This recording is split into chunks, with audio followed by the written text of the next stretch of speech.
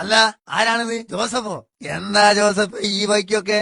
ഞാനൊന്ന് ഗഫൂറിനെ കാണാൻ വന്നതാ. അല്ല, ഞമ്മള് കാണാൻ മാത്രമൊന്നുമില്ലാന്ന്. നിങ്ങൾ കാര്യം പറ. എനിക്ക് അത്യാവശ്യമായിട്ട് 1000 ഉറുപ്പ്യ വേണം. പകരം സ്കൂട്ടർ ഇവിടെ നിൽക്കട്ടെ, പണം തിരിച്ചു തരുമ്പോ സ്കൂട്ടർ എടുത്തോളാം. അല്ല ജോസഫേ, ഈ പാറ്റ വണ്ടി നോക്കി കൊടുത്താൽ 250 തേച്ച് കിട്ടൂലാലോ.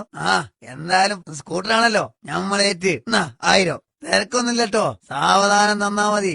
കുറെ ആയിട്ട് വിചാരിക്കുന്നതാണ് സ്കൂട്ടറിലൊന്ന് പോണോന്ന്. ഏതായാലും ഇനി വൈകിക്കണ്ട, ഇപ്പൊ തന്നെ തുടങ്ങിക്കളയാൻ സവാരി ഗിരി. പുറത്തു നിന്നാണ് കുതിര വണ്ടിയോ? അല്ലോ പിടിച്ചെടുത്ത് നിൽക്കണില്ലല്ലോ. എടാ ജോസഫേ, ഈ ഞമ്മക്ക് പണിയെന്നോ? പറച്ചോനെ പോലീസോ? സോറി സാർ, ഞമ്മക്ക് ഒറ്റയ്ക്ക് ഇതിൽ യാത്ര ചെയ്യാൻ പറ്റില്ല. നിങ്ങളും കൂടി കയറിയ ആലാക്കാവും. സാറ് ഓട്ടോറിക്ഷ വിളിച്ച് പോയിക്കോളി. വെറുതെ എന്തിനാണ് തടി കേടാക്കണത്? അത് തന്നെ എനിക്കും ചോദിക്കാനുള്ളത്. വെറുതെ എന്തിനാ തടി കേടാക്കണ്? വിളച്ചിലെടുക്കാതെ ഇങ്ങോട്ട് ഇറങ്ങ. ഇറങ്ങാനോ?